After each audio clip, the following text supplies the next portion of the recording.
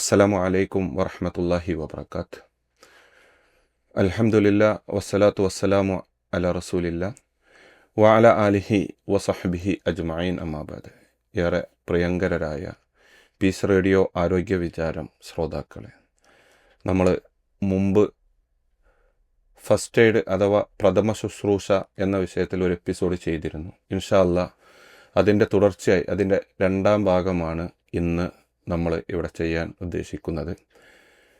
പൊള്ളൽ ഏറ്റാലും അതുപോലെ തന്നെ ഇലക്ട്രിക് ഷോക്ക് ഏറ്റാലും നമ്മൾ എന്തൊക്കെയാണ് ചെയ്യേണ്ടത്, അതിൻ്റെ പ്രഥമ ശുശ്രൂഷകൾ എന്തൊക്കെയാണ് എന്ന വിഷയത്തെക്കുറിച്ചാണ് ഇൻഷാ അല്ലാഹ് ഇന്ന് നമ്മൾ നടത്താൻ പോകുന്ന പ്രോഗ്രാം. നമുക്ക് ആ പരിപാടി അവതരിപ്പിക്കാൻ അതിഥിയായി ലഭിച്ചിരിക്കുന്നത് അതിൻ്റെ ഫസ്റ്റ് എപ്പിസോഡ് ചെയ്ത നമ്മുടെ സുപരിചിതനായ ഡോക്ടർ മുഹമ്മദ് ഫവാസ് അവറുകളെ തന്നെയാണ്. അദ്ദേഹം ബദർ അൽ ഖലീജ്, ജുബൈലിലെ ബദർ അൽ ഖലീജ് പോളിക്ലിനിക്കിലെ ഇൻറ്റേണിസ്റ്റ് സ്പെഷ്യലിസ്റ്റ് കൂടിയാണ്. മലപ്പുറം ജില്ലയിലെ മൊറയൂർ സ്വദേശിയാണ് അദ്ദേഹം. അദ്ദേഹത്തെ ഈ പരിപാടിയിലേക്ക് സ്വാഗതം ചെയ്യുകയാണ്. Doctor Muhammad Fawas, peace radio ആരോഗ്യ വിചാരം പ്രോഗ്രാമിലേക്ക് സ്വാഗതം.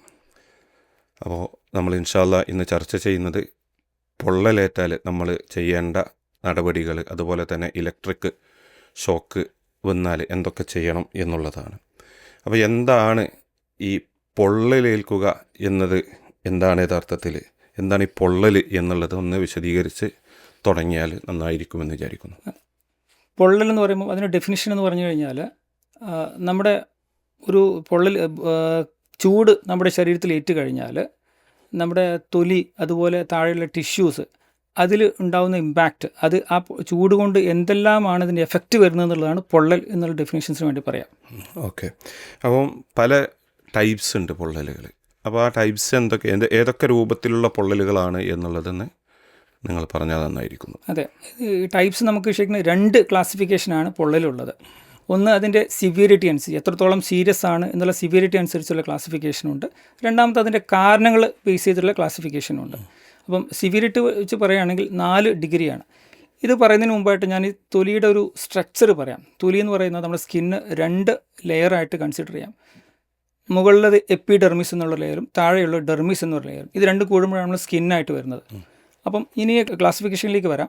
ഫസ്റ്റ് ഡിഗ്രി എന്ന് പറയുന്നത് ആ മുകളിലുള്ള എപ്പിഡെർമിസിൽ മാത്രം പൊള്ളലേൽക്കുക, അതിൻ്റെ ഇമ്പാക്റ്റ് എപ്പിഡെർമിസിൽ മാത്രം വരുമ്പോൾ അത് ഫസ്റ്റ് ഡിഗ്രി.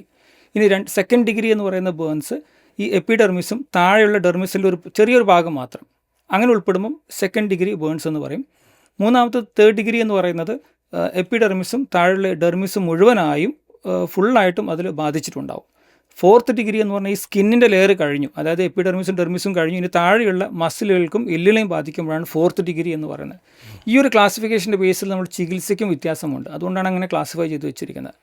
പിന്നെ ഉള്ളത് കാരണം ബേസിട്ടുള്ള ക്ലാസിഫിക്കേഷൻ. അതിൽ തെർമൽ ബേൺസ് എന്ന് പറയുമ്പോൾ നമ്മുടെ ചൂട് ഏറ്റാൽ, ഇപ്പം തീ കൊണ്ട് അല്ലെങ്കിൽ നമ്മുടെ അയൺ ബോക്സ് കൊണ്ട് നമുക്ക് ശരീരത്തിൽ വെക്കുന്ന ആ ചൂട് കൊണ്ടുണ്ടാകുന്ന ബേൺസ് തെർമൽ ബേൺസ് എന്ന് പറയും. രണ്ടാമത്തെ ഇലക്ട്രിക് ബേൺസ്, അത് നമ്മൾ ഇലക്ട്രിക് കറണ്ട് കൊണ്ട് ഉണ്ടാകുന്ന പൊള്ളൽ. അതിനെക്കുറിച്ച് നമുക്ക് വിശദമായിട്ട് നമ്മൾ സംസാരിക്കുന്നതായിരിക്കും ഇൻഷാ അല്ലാഹ്. പിന്നെ മൂന്നാമത്തത് വരുന്നത് കെമിക്കൽ ബേൺസ്. അതിൽ ആസിഡ്, പിന്നെ അതുപോലെ ആൽക്കലി, നമ്മൾ ഡിറ്റർജൻറ്റ് യൂസ് ചെയ്യുന്ന ഈ ടോയ്ലറ്റ്സ് വാഷ് ചെയ്യാൻ യൂസ് ചെയ്യുന്ന ഡിറ്റർജൻസ്, പിന്നെ കെമിക്കൽസ്, ഇതുകൊണ്ടുണ്ടാകുന്ന പൊള്ളലുകൾ, അത് കാരണങ്ങൾ ബേസിൽപ്പെട്ട ഒന്നാണ് കെമിക്കൽ ബേൺസ്. നാലാമത്തതായിട്ട് റേഡിയേഷൻ ബേസ്ഡ് ബേൺസ് ഉണ്ട്. അത് നമ്മുടെ സൂര്യതാപം കൊണ്ട്, സൺലൈറ്റ് കൂടുതലായിട്ട് വന്നു കഴിഞ്ഞാലുള്ള ബേൺസ്, എക്സ്റേ എടുക്കുന്ന, അതുപോലെ തന്നെ നമ്മൾ ക്യാൻസറിൻ്റെ ചികിത്സക്കായിട്ട് വയ്ക്കുന്ന റേഡിയേഷൻ, അതിൻ്റെ ബേൺസ്. അപ്പം അത് വേറെ തന്നെ ഒരു ക്ലാസിഫിക്കേഷനാണ്. ഇങ്ങനെ ക്ലാസിഫിക്കേഷനാണ് ഉള്ളത്. 2 ടൈപ്സ് ആയിട്ടാണ് നമ്മൾ പറയാറുള്ളത്.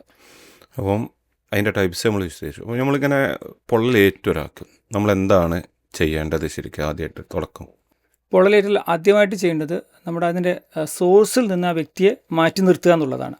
ഇപ്പം ഒരുപക്ഷെ നമ്മൾ കാണുമ്പം ആ വ്യക്തി തീപ്പൊള്ളലേറ്റിരിക്കുന്ന അവസ്ഥയിൽ അതിൻ്റെ സോഴ്സ് ഉണ്ടാവും, അതിൽ നിന്ന് ആ വ്യക്തിയെ സേഫായിട്ട് മാറ്റി നിർത്തുക. അപ്പോൾ ഇലക്ട്രിക് ഷോക്ക് അടിച്ചിരിക്കുന്ന ആൾ, ആ ഇലക്ട്രിക് ഷോക്കിൻ്റെ സോഴ്സിൽ നിന്ന് നമ്മൾ മാറ്റി നിർത്തുക എന്നുള്ളത് മെയിനായിട്ട് ചെയ്യേണ്ടത്. അതാണ് നമ്പർ 1. രണ്ടാമത്തേത്, ആ ഒരു പൊള്ളലേറ്റ ഭാഗത്ത് നമ്മളൊരു 15-20 മിനിറ്റ് ഒഴുക്കുള്ള വെള്ളത്തിൽ, നമ്മൾ സാധാരണ പൈപ്പ് വെള്ളം, അതിനിടയിൽ മുക്കി വെക്കുക. ഒരു 15-20 മിനിറ്റ് മുക്കി വെക്കുക. കാരണം അവിടെ ആ ഒരു ഭാഗം തണുപ്പിച്ച് കൂടുതൽ ടിഷ്യൂകളെ ബാധിക്കാതിരിക്കാൻ വേണ്ടി ചെയ്യുന്നതാണ്. മൂന്നാമത്തെ ഒരു കാര്യം നമ്മൾ പ്രത്യേകം ശ്രദ്ധിക്കേണ്ടത്, ശരീരത്തിലുള്ള ചില നമ്മുടെ വാച്ച് ഇല്ലെങ്കിൽ വളകൾ, മോതിരങ്ങൾ, ഇത് ഈ കത്തിക്കഴിഞ്ഞാൽ ചൂടാകുന്ന സമയത്ത് കൂടുതൽ നാശങ്ങൾ ആ ടിഷ്യൂവിന് ഉണ്ടാക്കാൻ സാധിക്കും. അപ്പോൾ അത് പെട്ടെന്ന് അത് മാറ്റി വെക്കുക, റിമൂവ് ചെയ്യണം. ഇല്ലെങ്കിൽ എന്താണെന്ന് വെച്ച് കഴിഞ്ഞാൽ കുറച്ച് കഴിഞ്ഞാൽ അവിടെ വീക്കം വരും. വീക്കം വരുമ്പോൾ അങ്ങോട്ടുള്ള രക്തോട്ടം നിലക്കും, അത് വീണ്ടും കോംപ്ലിക്കേഷൻ. അതുപോലെ വീക്കം വന്നു കഴിഞ്ഞാൽ പിന്നെ അത് ഊരിയെടുക്കാനും ബുദ്ധിമുട്ടാണ്. അപ്പോൾ അതും കൂടെ ശ്രദ്ധിക്കേണ്ട. നമ്മൾ ടൈറ്റായിട്ടിരിക്കുന്ന ഡ്രസ്സുകൾ കുറച്ച് ലൂസാക്കി വെക്കുക, ഇത്തരം കാര്യങ്ങൾ ശ്രദ്ധിക്കേണ്ടതുണ്ട്. പൊള്ളലേറ്റാൽ ചെയ്യേണ്ട സംഗതികൾ പറഞ്ഞപ്പോൾ നമ്മൾ പറഞ്ഞ റണ്ണിങ് വാട്ടർ, ഒഴുക്ക് വെള്ളം എന്ന് പറഞ്ഞു, അല്ലെങ്കിൽ പൈപ്പ് വെള്ളം എന്നുള്ളത്, അത് കിട്ടാത്തൊരു സാഹചര്യത്തിലാണ് ഈ പൊള്ളലേറ്റ വ്യക്തിയെങ്കിൽ നമുക്ക് അതിന് പകരമായിട്ട് എന്തെങ്കിലും ചെയ്യാനുള്ള മാർഗ്ഗങ്ങൾ? അതെ, ആ പ്രത്യേക സാഹചര്യത്തിൽ ഏറ്റവും നല്ലത് നല്ല വൃത്തിയുള്ള തുണി നനച്ചിട്ട് ആ ഭാഗത്തേക്ക് കവർ ചെയ്ത് വെക്കുക. അത് ഈ പറഞ്ഞ പോലെ 15 മിനിറ്റ് അത് നനച്ച് വെക്കുക എന്നുള്ളതാണ്. അതാണ് അന്നേരം നോർമൽ വാട്ടറിൽ നനച്ച് വെക്കുക. ഞാൻ നേരത്തെ പറഞ്ഞത് നമ്മൾ ഐസ് ഒരിക്കലും വെക്കാൻ പാടില്ല. നമ്മൾ സാധാരണ ചെയ്യുന്നൊരു തെറ്റായ ഒരു ഭാഗമാണ് ഐസ് വെക്കാൻ പാടില്ല. അത് ഇപ്പോൾ നമ്മളിങ്ങനെ പൊള്ളലേറ്റാൽ എന്തൊക്കെ ചെയ്യണം എന്നുള്ളതാണ് പറഞ്ഞത്. എന്നാലും ഒരിക്കലും ചെയ്യാൻ പറ്റാത്ത കാര്യങ്ങളുണ്ടെങ്കിൽ അതൊന്ന് വിശദീകരിച്ചാൽ നന്നായിരിക്കും. അതാണ് ഞാൻ ഇപ്പോൾ ഒന്ന് പറഞ്ഞത്. നമ്മൾ ഈ തണുപ്പ് വെക്കാൻ വേണ്ടിയിട്ട് ഐസ് വെക്കാൻ പാടില്ല. കാരണം എന്താണെന്ന് വെച്ച് കഴിഞ്ഞാൽ ഐസ് വെച്ച് കഴിഞ്ഞാൽ ആ സ്കിന്നും അതിൻ്റെ താഴെയുള്ള ടിഷ്യൂയും കൂടെ നശിക്കും. അപ്പം നമുക്കത് കൂടുതൽ ഉപദ്രവമാണ് ചെയ്യുന്നത് യഥാർത്ഥത്തിൽ. രണ്ടാമത്തെ കാര്യം, നമ്മൾ സാധാരണ നാട്ടിൽ നടപ്പായിട്ട് കാണാറുള്ള സംഭവം, പൊള്ളലേറ്റ ഭാഗത്ത് നമ്മൾ പേസ്റ്റ് തേക്കുക, തേൻ തേക്കുക, ക്രീം, പൊതുവെ ആളുകൾ പറയണത് തേച്ച് കൊടുക്കുക. അതെ, സാധാരണ കിട്ടാവുന്ന സംഭവം ആയതുകൊണ്ട് തേക്കാറുണ്ട്. യഥാർത്ഥത്തിൽ ഈ നേരത്തെ പറഞ്ഞ പോലെ അത് ഗുണത്തേക്കാൾ ദോഷമാണ് ഉണ്ടാക്കുന്നത്. അതിൻ്റെ സയൻസ് എന്താണെന്ന് വെച്ച് കഴിഞ്ഞാൽ ആ പൊള്ളലേറ്റ ഭാഗത്ത് താപനില കുറച്ച് കൂടി നിൽക്കുന്ന സമയമാണ്, ടെമ്പറേച്ചറോടെ കുറച്ച് കൂടി നിൽക്കുന്ന സമയത്താണ്. അപ്പം അത് ഹീൽ ചെയ്യണമെങ്കിൽ അവിടെ തണുപ്പ് ഏൽക്കണം. നമ്മൾ ആ പേസ്റ്റ് അല്ലെങ്കിൽ തേൻ ഇങ്ങനെ തേക്കുന്ന സമയത്ത് ആ ഈ താപനില അവിടെ അതുപോലെ കണ്ടെയ്ൻ ചെയ്യും, പുറത്തേക്ക് പോകാൻ സമ്മതിക്കുക. നമ്മൾ കവർ ചെയ്ത് നിൽക്കുകയാണ്. അപ്പം അത് കൂടുതൽ ദോഷമാണ് ചെയ്യാറുള്ളൂ. അപ്പം ഒരിക്കലും അത് ചെയ്യരുത്. അതുപോലെ തന്നെ ബ്ലിസ്റ്റർ വന്നാൽ, ഇപ്പം ഈ പൊള്ളലേറ്റ ഭാഗത്ത് ചില പൊള്ളൽ പോലെ ബബിൾ പോലെ, കുമിള പോലെ കാണാറുണ്ട്. അത് നമ്മൾ ഒരിക്കലും പൊട്ടിക്കാൻ പാടില്ല. അത് പൊട്ടിച്ച് കഴിഞ്ഞാൽ, കാരണം അതിനുള്ളിലൊരു സീറമുണ്ട്, ഒരു ഫ്ലൂയിഡ് ഉണ്ട്, അത് ആക്ച്വലി പ്രൊട്ടക്റ്റീവ് ലെയറായിട്ട് ഫോം ചെയ്യാണ്. ഫർദർ ഇൻഫെക്ഷൻസ് വരുന്നത് അത് പ്രിവെൻറ്റ് ചെയ്യും. അപ്പോൾ അതുകൊണ്ട് അത് പൊട്ടിക്കാൻ പാടില്ല. അതങ്ങനെ താന്നു വരികയാണ്. അതെ, അത് ഓട്ടോമാറ്റിക്കായിട്ട് ഹീൽ ആയിക്കോളൂ. അത് നമ്മളിനി ഇലക്ട്രിക് ഷോക്കുമായി ബന്ധപ്പെട്ട വിഷയങ്ങളിലേക്ക്, എന്താണ് യഥാർത്ഥത്തിൽ ഈ ഇലക്ട്രിക് ഷോക്ക് എന്ന് നിങ്ങൾ പറഞ്ഞു തുടങ്ങിയാൽ നന്നായിരിക്കും. ഇലക്ട്രിക് ഷോക്ക് എന്ന് പറഞ്ഞാൽ സത്യത്തിൽ അതിൻ്റെ ഒരു എഫക്റ്റാണ്.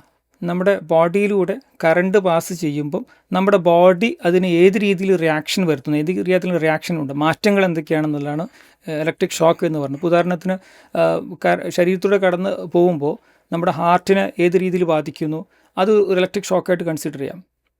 നമ്മൾ നേരത്തെ പൊള്ളലിൻ്റെ വിവിധ ടൈപ്സ് പറഞ്ഞ സമയത്ത് ഇലക്ട്രിക് ഷോക്ക് വഴിയും പൊള്ളലേൽക്കാമെന്ന് പറഞ്ഞു. അതെങ്ങനെയാണ് ആ പൊള്ളൽ ഉണ്ടാവുന്നത്? അത് നമുക്ക് മനസ്സിലാക്കാൻ ഫിസിക്സ് അതിലൂടെ ഉപയോഗിക്കാം. അതായത് ഒരു ഇലക്ട്രിക് ഷോക്ക് പാസ് ചെയ്യുമ്പം ആ ഒരു മീഡിയം വേണം. ആ മീഡിയത്തിലൂടെ റെസിസ്റ്റൻസ് ഉണ്ടാവും. ആ റെസിസ്റ്റൻസ് ഉണ്ടാവുന്നത് കൊണ്ട് തന്നെ ഒരു ചൂട് അവിടെ ഉണ്ടാവുന്നുണ്ട്. അതായത് ഒരു കറണ്ട് ഒരു ഭാഗത്തൂടെ പാസ് ചെയ്യുമ്പോൾ അവിടെ റെസിസ്റ്റൻസ് ഉണ്ടാവും. അതിനൊരു ചൂട് ക്രിയേറ്റ് ചെയ്ത് ആ ചൂട് കൊണ്ടാണ് അവിടെ പൊള്ളലുണ്ടാവുന്നത്. ഈ ഇലക്ട്രിക് ഷോക്ക്, ഇപ്പോൾ ഇലക്ട്രിക് ഷോക്ക് ആണോ അല്ലേ, അതാണെന്ന് ഉറപ്പുവരുത്താനുള്ള ലക്ഷണങ്ങൾ, അല്ലെങ്കിൽ ഇലക്ട്രിക് ഷോക്ക് ആണെന്ന് നമുക്ക് മനസ്സിലാകാനുള്ള എന്തെങ്കിലും ലക്ഷണങ്ങളുണ്ടോ? ഒന്ന്, ആ ഭാഗത്ത് ചെറിയൊരു തരിപ്പ് പോലെ കാണാറുണ്ട്. അത് വളരെ ചെറിയ ഷോക്കുകൾക്ക് ചെറിയ തരിപ്പ് പോലെ ആ ഭാഗത്ത് കാണാറുണ്ട്. ചില ആൾക്കാർക്ക് വേദനയായിട്ട് അനുഭവപ്പെടാറുണ്ട്, നീറ്റലായിട്ടും അനുഭവപ്പെടാറുണ്ട്. അത് ലക്ഷണങ്ങളിൽ പെടുന്ന മിനിമം ഇതാണ്. ഇനി അത് ഭയങ്കര ഇലക്ട്രിക് ഷോക്ക്, ഒരു ഹൈ വോൾട്ടേജ് ഇലക്ട്രിക് ഷോക്ക് ആണെങ്കിൽ ശ്വാസതടസ്സം ഉണ്ടാവാറുണ്ട്, ഹൃദയസ്തംഭനം, നമ്മുടെ ഹൃദയമിടിപ്പിൻ്റെ ഒരു താളമുണ്ട്, റിതം, അത് വ്യതിയാനങ്ങൾ വരുത്താറുണ്ട് ഹൈ വോൾട്ടേജ് ഇലക്ട്രിക് ഷോക്കിൽ. അതുപോലെ തന്നെ നമ്മുടെ ഒരു റാബ്ഡോമയോലൈസിസ് എന്ന് പറഞ്ഞ സംഭവമുണ്ട്. അതായത് മസിലിലൂടെ ഈ ഇലക്ട്രിക് കറണ്ട് പാസ് ചെയ്യുമ്പോൾ മസിലിൻ്റെ കോശങ്ങളെ നശിപ്പിക്കും. അതിൽ നിന്ന് ഉൽപ്പാദിപ്പിക്കുന്ന ഒരു മയോഗ്ലോബിൻ എന്ന് പറയുന്നൊരു കെമിക്കലുണ്ട്. ഇത് നമ്മുടെ കിഡ്നിയിൽ പോയിട്ട് കിഡ്നിയിൽ ബ്ലോക്ക് ചെയ്യും. അപ്പോൾ കിഡ്നി ഫെയിലിയർ ഉണ്ടാക്കാൻ ചാൻസ് ഉണ്ട്. അപ്പം ഇതാണ് ഇതിൻ്റെ ലക്ഷണങ്ങൾ. അപ്പം യൂറിൻ പാസ് ചെയ്യുന്ന സമയത്ത് നമുക്ക് ബ്ലഡ് കാണാറുണ്ട്. ചില ആൾക്കാർക്ക് അൺകോൺഷ്യസ് ആവും, ബോധക്ഷയം സംഭവിക്കാറുണ്ട്. ഇതൊക്കെയാണ് ഇതിൻ്റെ ലക്ഷണങ്ങളായിട്ട് വരാറുള്ളത്. ഒരാൾക്ക് ഇലക്ട്രിക് ഷോക്ക് അടിച്ചു, നമ്മൾ പ്രാഥമികമായി എന്താണ് ആദ്യമായി ചെയ്യേണ്ട സംഗതികൾ? മെയിനായിട്ട് ഇതിനകത്ത് ഫസ്റ്റ് തിങ് നേരത്തെ പറഞ്ഞ പോലെ തന്നെ സേഫാണ്. നമ്മൾ ചെല്ലുന്നിടത്ത് നമ്മൾ സേഫാണ്. നമ്മുടെ സ്വയം രക്ഷ ഉറപ്പ് കൊടുക്കണം നമ്മൾ ഹെൽപ്പ് ചെയ്യാൻ പോകുന്നതിന് മുമ്പായിട്ട്. അപ്പം ആ ഒരു ചെല്ലുന്ന സ്ഥലത്ത് നമ്മൾക്ക് ആ ഒരു ഇലക്ട്രിക് ഷോക്ക് ഏൽക്കാതിരിക്കാനുള്ള ശ്രമം, അതാണ് നമ്മൾ ആദ്യം അവിടെ ആ സേഫ് സോണാണ് എന്നുള്ളത് ഉറപ്പ് വരുത്തുക.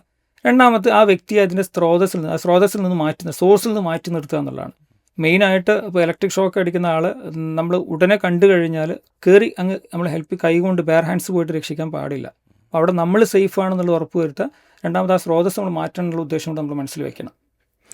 ഇപ്പോൾ നമ്മൾ ഒരാൾക്ക് ഇലക്ട്രിക് ഷോക്ക് അടിക്കുന്നത് കണ്ട് അപ്പം അങ്ങനെ ഇലക്ട്രിക് അതുമായി ബന്ധപ്പെട്ട് തൊട്ടിരിക്കുന്ന ഒരാളെ എങ്ങനെയാണ് അതിൽ നിന്ന് രക്ഷപ്പെടുത്താൻ നമുക്ക് പറ്റുക?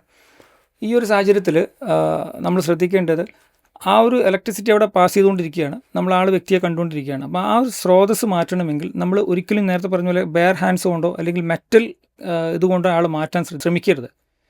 നോൺ കണ്ടക്ടർ ആയിട്ടുള്ള പ്ലാസ്റ്റിക് അല്ലെങ്കിൽ മരങ്ങൾ, ഇലക്ട്രിസിറ്റി പാസ് ചെയ്യാൻ ഇല്ലാത്ത ഈ ഒരു എക്യുപ്മെന്റ്സ് കൊണ്ട് നമുക്ക് ആളെ പതുക്കെ വൈദ്യുതി പാസ് ചെയ്യാത്ത, അതെ, അതിലൂടെ ആൾ മാറ്റിയെടുക്കേണ്ടതാണ്. മരങ്ങളാണെങ്കിലും ഉണങ്ങിയത് വേണ്ടി വരും. അതെ, കറക്റ്റ്. അപ്പോൾ വൈദ്യുതി പാസ് ചെയ്യുന്ന ഒരു പ്രക്രിയ മാറ്റിയതിന് ശേഷം നമ്മൾ എന്ത് നടപടിയാണ് ചെയ്യേണ്ടത് എന്നുള്ളത് ഇവിടെ ഇനി നെക്സ്റ്റ് ചെയ്യാനുള്ളത് നമ്മുടെ BLS പ്രോട്ടോക്കോളാണ്. നമ്മുടെ ഫസ്റ്റ് എപ്പിസോഡിൽ നമ്മൾ പറഞ്ഞിരിക്കുന്ന BLS CPR ബന്ധപ്പെട്ടുള്ള നമ്മുടെ ഉണ്ടായിരുന്ന ലിങ്കിൽ നോക്കിയാൽ കാണാൻ പറ്റും. അതായത് ആൾക്ക് വന്നിരിക്കുന്ന ഇലക്ട്രിസിറ്റി ഷോക്ക് ഏറ്റ ആള് അൺകോൺഷ്യസ് ആണോ, ആളുടെ റെസ്പോൺസ് ആദ്യം നമ്മൾ നോക്കേണ്ടതുണ്ട്.